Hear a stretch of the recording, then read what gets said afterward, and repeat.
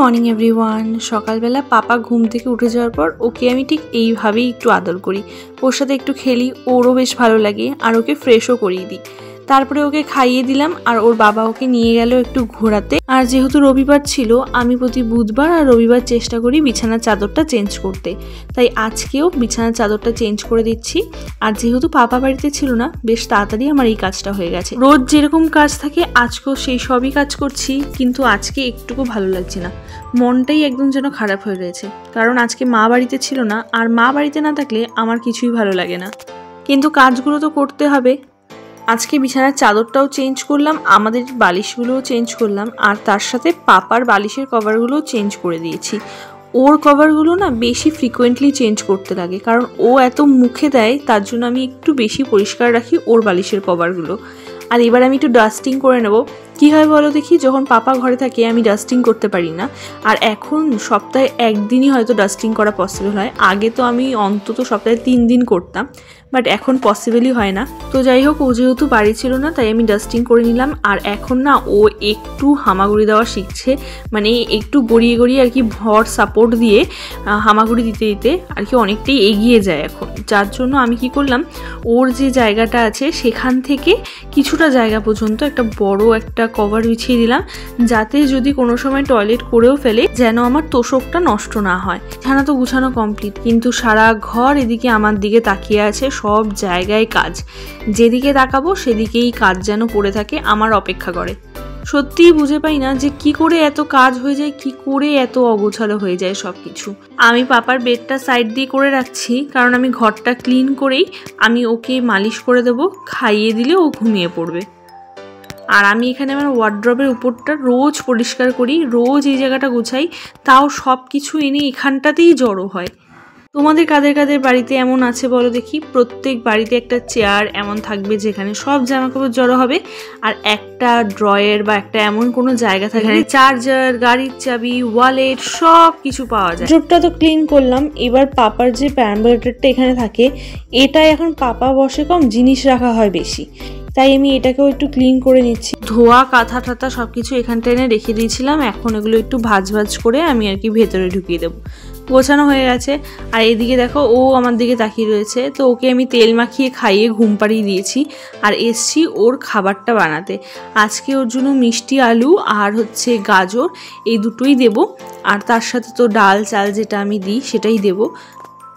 মিষ্টি আলুটা না মিষ্টি মিষ্টি হয়, তো এই জন্য ওর ভালো লাগে। ওর যে কোনো মিষ্টি মিষ্টি সবজি, যেমন ধরো কুমড়ো, গাজর, তারপর মিষ্টি আলু, এগুলোও পছন্দ। আর এখন আমার প্রচণ্ড তাড়া, কিসের জন্য জানো?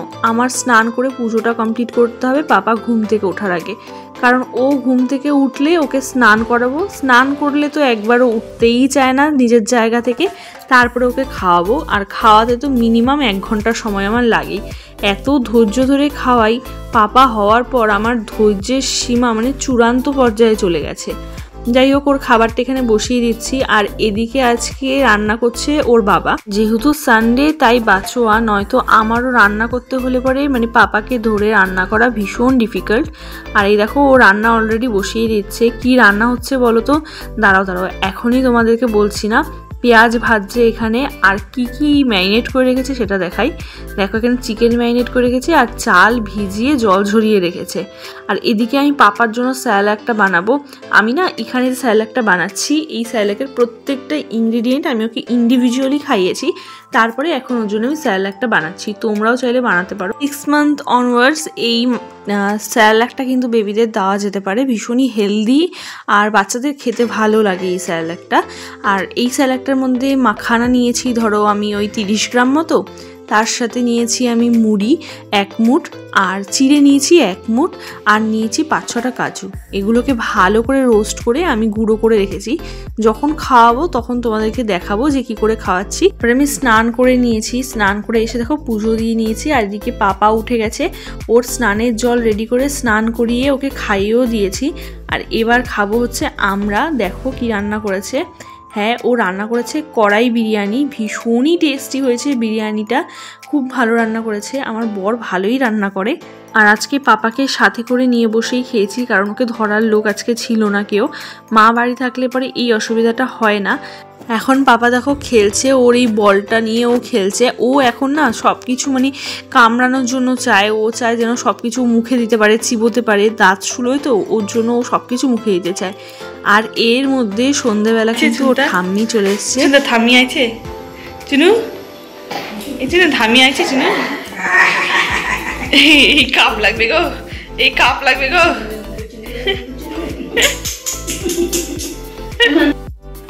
আর মা দেখো রসগোল্লা নিয়ে এসছে, মানে বললাম না মা গেছিল গৃহপ্রবেশে, আমার মামা শ্বশুরের ফ্ল্যাটের গৃহপ্রবেশে, সেখান থেকে মামা শ্বশুর পাঠিয়ে দিয়েছে রসগোল্লা।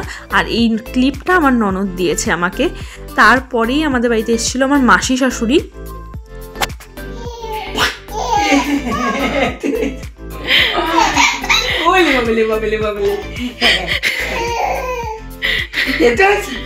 দিদার করলে ঠাম্মার করলে ডাল্লব, ও বুঝতে পারছি তুমি ডাল্লবের গতিতে উঠছো, বুঝতে পারছো তুমি যে আমি ডাল্লবের গতিতে উঠছি।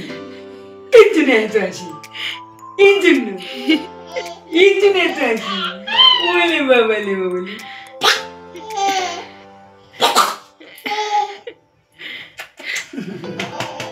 পাপা সবার সাথে বসে খেলা করছে, আর সেই সুযোগে আমি এসেছি রান্না করতে। রাতে বানাবো ডিমের পোচের কারি। এটা আমি ফার্স্ট টাইমই বানাচ্ছি, ডিমের পোচ বানিয়েছি। আর আমি 4 জনের জন্য রাতে 4টেই বানাচ্ছি। আর এখানে গরম মশলা নিয়েছি, তোমাদের সাথে রেসিপিটা শেয়ার করছি কেন বলো তো, কারণ এটা খেতে ভীষণ টেস্ট হয়েছিল। যদি টেস্ট না হতো ভেবেছিলাম রেসিপিটা শেয়ার করবো না, কিন্তু খেতে এতটাই ভালো হয়েছিল তো ভাবলাম তোমাদের সাথে রেসিপিটা শেয়ার করি। দেখো আমি এখানে সব ডিমের পোচগুলো বানিয়ে নিয়েছি, তারপর তেল গরম করেছি, করে আমি এর মধ্যে দিয়েছি হচ্ছে তেজপাতা, এলাচ আর কিছুটা চিনি দিয়ে ভালো করে ক্যারামেলাইজ করে নিয়ে পেঁয়াজ কুচিয়ে রেখেছিলাম আগে থেকে, সেই পেঁয়াজগুলোকে দিয়ে একটু ভালো করে ভাজতে হবে। গ্যাসের আঁচ একদম কমিয়ে রাখবে, রেখে ধীরে ধীরে ভাজবে। তারপরে পেঁয়াজের কাঁচা গন্ধ চলে গেলে এর মধ্যে দিয়ে দিচ্ছি 1 চামচ আদা বাটা, 1 চামচ রসুন বাটা। তারপরে আবার ভালো করে এটাকে মিক্স করব আমরা। তারপরে যখন একটু ভাজা ভাজা হয়ে যাবে দিয়ে দেব টমেটোটা এখানে গলতে থাকুক, ততক্ষণে একটা মশলা বানিয়ে নেব। এখানে বেসিক যে মশলাগুলো আমরা রান্নাঘরে ইউজ করি, লঙ্কা গুঁড়ো, হলুদ গুঁড়ো, জিরে গুঁড়ো, ধনে গুঁড়ো, সব কিছুই আমি 1.5 চামচ করে নিয়েছি। নিয়ে একটু জল দিয়ে এটাকে আমি মিক্স করে রেখে দিচ্ছি। যখন মশলাটা ভালো মতো করে কষানো হয়ে যাবে তখন এটা ইউজ করব। ও হ্যাঁ, এর মধ্যে আমি 1.5 চামচ মতো টক দইও কিন্তু ইউজ করেছি। ভালো মতো টমেটোটা গলে যাওয়ার পরে এটা আমি দেখো দিয়ে দিয়েছি। এবার এটাকে খুব ভালো করে কষাতে হবে যতক্ষণ না মশলা থেকে তেল ছেড়ে আসছে। দেখো মশলা থেকে তেল ছেড়ে এসছে। এবার কিন্তু আমি এর মধ্যে দিয়ে দেবো জল। আমি যেহেতু রাত্রে আমরা এটা ভাত দিয়ে খাবো তাই একটু ঝোল আমি রাখছি, কারণ ডিমও একটু ঝোল টেনে নেবে। তো আমি এটার মধ্যে দেখো জল দিয়ে দিলাম, যেই বাটিটায় মশলা গুলেছিলাম সেই বাটিটারই 2 বাটি জল দিয়ে দিলাম। ঝোলটা যখন ফুটে গেল তখন এর মধ্যে কিন্তু আমি ডিমের পোচগুলোকে ছেড়ে দিচ্ছি।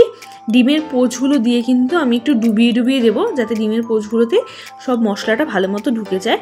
আর একটুখানি ঢাকা দিয়ে রেখে দেবো, ওই ধরো 2 থেকে 3 মিনিট ঢাকনা দিয়ে আমি এটাকে রেখে দিয়েছি।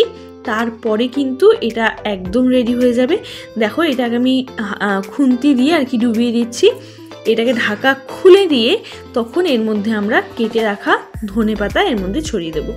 যেহেতু শীতকাল, ধনেপাতার স্মেলটা সব কিছুতে ভীষণ ভালো লাগে, তাই ধনেপাতা দিয়ে দিচ্ছি।